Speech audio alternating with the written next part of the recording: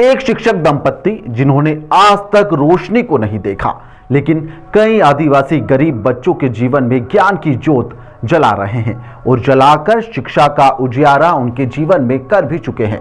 इनसे शिक्षा लेकर कई छात्र इन्हीं की तरह शिक्षक बन गए हैं, जो समाज को दिशा देने का काम भी कर रहे हैं, तो कोई बड़ा अधिकारी बनकर देश और प्रदेश की सेवा करने में लगा हुआ है।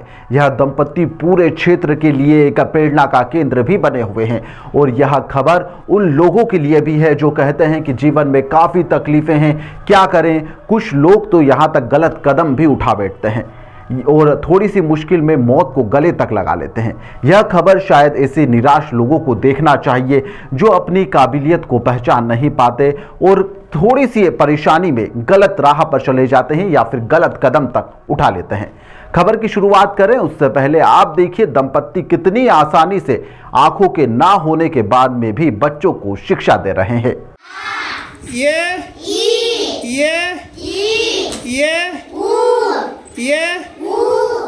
लगा दिए क्या बन गया का माँ जोड़ो इसमें क्या बन गया काम और माँ जोड़ देंगे उसमें तो काम और ना में आँख मात्र लगाएंगे तो और माँ में आँख मात्र लगाओ ला जोड़ो इसमें क्या बन गया है छतरी। तो तुमने बहुत देखे होंगे मदारी के इशारों पर बंदर कैसी क्यों बेटा सर्कस कंपनी कहाँ आई थी सबसे पहले?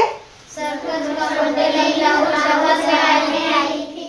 बड़वानी जिला मुख्यालय से लगभग 30 किलोमीटर दूर पहाड़ी अंचल में पदस्थ शिक्षक दंपत्ति जिनकी आंखों में रोशनी नहीं है, लेकिन इन्होंने अपनी इस कमजोरी को कभी भी अपनी कमजोरी नहीं माना बल्कि उसे अपनी ताकत बना दिया। अब यह दंपत्ति आदिवासी अंचल में गरीब बच्चों को शिक्षा देकर उनके जो अज्ञानता है और अज्ञानता का जो अंधेरा उसे खत्म करने का काम कर रहे हैं। बता दें कि यह शिक्षक दंपत्ति ग्राम पंचायत डोंगर गांव के शासकीय माध्यमिक अमलियाफाला में 2008 से पदस्थ है।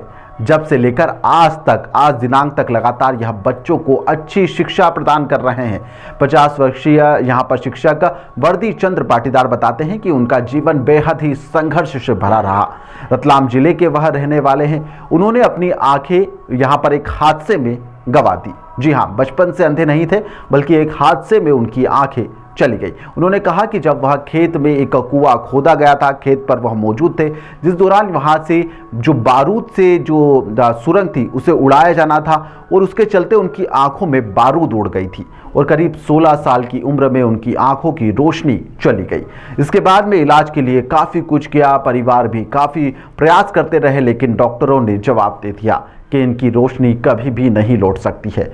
फिर इनके अंकल ने इनका एडमिशन इंदौर में करवा दिया, जहां पर इन्होंने शिक्षा प्राप्त करी।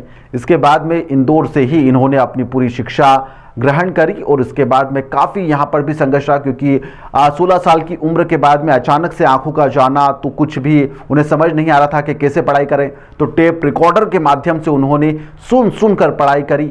देखिए, हिम्मत नहीं हारी।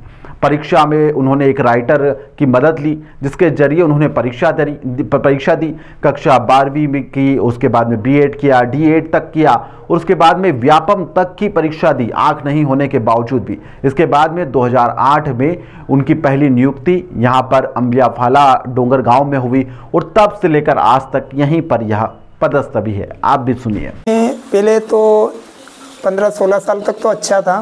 कुएं में किसान का लड़का था, मैं खेती में काम करते, कुएं काम भी करते। कुएं में जो बारूद लगाते उसमें बारूद स्पॉट में मेरी आंखें चली गई। उसके बाद में ट्रीटमेंट बहुत करवाया, हॉस्पिटल ले गए, लेकिन डॉक्टरों ने मना कर दिया कि इनकी आंखें ठीक नहीं हो सकती है। फिर 3-4 साल घर रहे, फिर अपने आप में ऐसा आया क्या करें अब। फिर इंदौर का पता मिला, मेरे एक अंकल गांव के रहते थे, वो भी दृष्टिबाधित थे, वो प्रिंसिपल थे। उनने फिर खबर दी कि यार ऐसा हो गया तो इसको यहाँ स्कूल में एडमिट करवा दें। फिर वहाँ से हम स्कूल में आए। स्कूल में हमने बहुत संघर्ष किया, पढ़ाई की। पढ़ाई करने के बाद फिर थोड़ी हिम्मत हमारी खुली, कुछ भी अपन अपने पैरों पे खड़े हो सकते हैं। पढ़ाई करते हम टेप से सुन के पढ़ाई करते हैं और पेपर देने जाते हैं, हमारे एक राइटर मिलता, राइटर के द्वारा वो हम पेपर का हल करते हैं। उसके बाद जैसे हम संघर्ष करते करते मतलब आज इस जगह हम पहुँचे हैं। अध्यापन की परीक्षा भी दी है, उसके बाद हमारे टीचर में हुआ और यहाँ भी मैं 2008 से यहाँ बच्चों को पढ़ा रहा हूँ। अब मिलिए इनकी पत्नी से, सीमा पाटीदार। सीमा भी यहाँ पर दृष्टि बाधित बचपन से नहीं थी। वह भी कक्षा तीसरी में पढ़ती थी जब रात को वह सोई हुई थी और जब सुबह अचानक से उठी तो उनकी आंखों में रोशनी नहीं थी। उन्हें कुछ समझ नहीं आया, परिवार भी कुछ समझ नहीं पाया। डॉक्टरों के पास ले गए लेकिन कुछ हुआ नहीं और उनका जीवन भी काफ़ी संघर्षपूर्ण रहा। दृष्टि विकलांग संगठन के माध्यम से इनकी मुलाकात हुई थी और संगठन के माध्यम से ही दोनों को मिलवाया गया और उसके बाद में विकलांग सम्मेलन के माध्यम से दोनों की शादी हुई। उनकी जो पत्नी है वह भी काफ़ी संघर्ष कर रही, कंधे से कंधा मिलाकर इनके लिए काम कर रही है। इनके द्वारा पढ़ाए गए कई छात्र MBBS है, कोई सचिव बन चुका है, तो कोई टीचर है, कोई इंजीनियर है। ऐसे कई छात्र हैं जो आज भी इनसे मिलने के लिए आते हैं और इन्हें अपनी प्रेरणा भी बताते हैं और इन्होंने एक जिले में एक मिसाल भी कायम करी है। इनकी पत्नी सीमा का क्या कुछ कहना है, चलिए आपको सुनाते हैं। सर, शिक्षा ब्रेल लिपि के माध्यम से देते, पर आज मुझे 18-19 साल हो गए पढ़ाते पढ़ाते, तो मुझे बच्चों के सारे पाठ मौखिक ही याद है सर। क्या उद्देश्य है आपका? मेरा उद्देश्य सर बस यही है कि अगर मेरी आंखों की रोशनी में नहीं थी फिर भी मैं टीचर बन के इन बच्चों के लिए आई हूँ और मेरा जीवन जिस प्रकार मैंने सफल बनाया है उससे कई गुना अधिक इन बच्चों का जीवन सफल बने। 2025 आने वाला है। जी हाँ सर। क्या सोचा है 2025? बस यही सर कि मेरे सारे बच्चे सफल हो, अच्छे ऊंचे पदों पर जाए, यहाँ से शिक्षा ग्रहण करके आगे की अच्छी उनको स्कूलें मिले और वो बहुत अच्छे से पढ़ लिख के आगे बढ़े। कक्षा 11वीं में पढ़ाई करने वाली नेत्रहीन शिक्षक दंपत्ति की बेटी देविका पाटीदार से मिली है, जो कि MBBS डॉक्टर बनना चाहती है और अपने माता पिता पर उसे बेहद ही गर्व भी है। वहीं पर यहाँ पर जो शिक्षिका सुलोचना है वह भी इन दोनों दंपत्ति पर काफ़ी गर्व महसूस करती है। दोनों का क्या कहना है आप भी सुनिए। मैं आगे अपने मम्मी पापा का जो संघर्ष उन लोगों ने किया है मैं उसे दूर करना चाहती हूँ। कुछ अच्छी पद पर जाके मैं डॉक्टर बनना चाहती हूँ MBBS। मम्मी पापा आपके साथ ही रहते हैं? हाँ। आप स्कूल का भी काम करते हैं, घर का भी काम करते हैं और मम्मी पापा को भी छोड़ने देते? हाँ। कैसे मैनेज होता है आपका? हो जाता है सर, थोड़ी बहुत हेल्प वो भी कर देते, वो भी सारा काम कर लेते घर का। मम्मी क्या क्या काम करते हैं घर पे? मम्मी खाना भी बना लेते हैं, बर्तन भी साफ कर देते, कपड़े वगैरह सारा ही काम कर देते हैं। अच्छा, बच्चों का होमवर्क वगैरह भी चेक करते हैं? हाँ सर। वो कैसे पढ़ाते, कैसे उनका कैसे? सर जैसे उनको तो वैसे पूरे पाठ ही याद है मैडम को।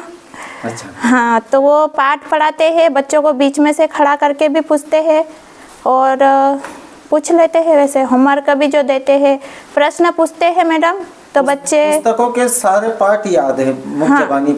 हाँ मैडम को पूरे याद है, पढ़ के बताते हैं। हाँ।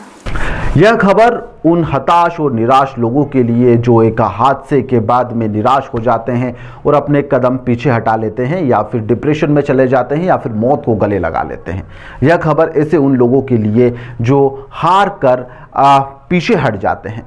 कभी भी जीवन में हारना नहीं चाहिए। एक राह यदि खत्म होती है तो दूसरी राह फिर से शुरू हो जाती है। फिलहाल के लिए इस खबर में इतना ही। आप देखते रहिए दिल लपेटा।